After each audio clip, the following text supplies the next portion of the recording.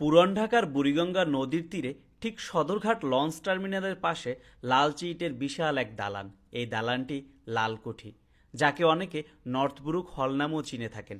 একসময় এখানে জমেছিল পুরান ঢাকার সংস্কৃতির আসর, জমিদার উচ্চবিত্তদের আড্ডা, নাটক, গান, সভা ও সমাবেশ। ইতিহাস ঘেঁটে জানা যায় যে লালকুঠির নির্মাণ ইংরেজ শাসনামলে। 1874 সালে ভারতের governor general George Baring Northbrook Dhaka সফরে আসলে এই সফরকে স্মরণীয় করে রাখার জন্যই এই ভবনটিকে টাউন হল হিসেবে নির্মাণ করা হয়েছিল। 1879 সালের শেষের দিকে নর্থব্রুক হলের নির্মাণ কাজ শেষ হয়। তখন ভাওয়াল রাজা রাজেন্দ্র নারায়ণ রায়চৌধুরী এই হলটি নির্মাণের জন্য 10,000 টাকা দান করেছিলেন।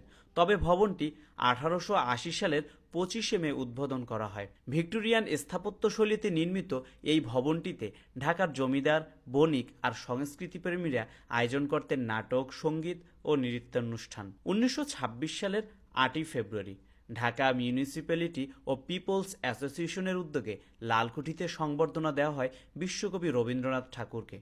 ঢাকার সাহিত্যিক, শিক্ষাবিদ আর গণ্যমান্য ব্যক্তিরা ভিড় করেছিলেন সেই সংবর্ধনায়। শুধু রবীন্দ্রনাথই নন, এই ভবনের দেয়াল সাক্ষী থেকেছে আরও অনেক নাট্যচর্চা, সাহিত্য সভা ও সংস্কৃতির আয়োজনের।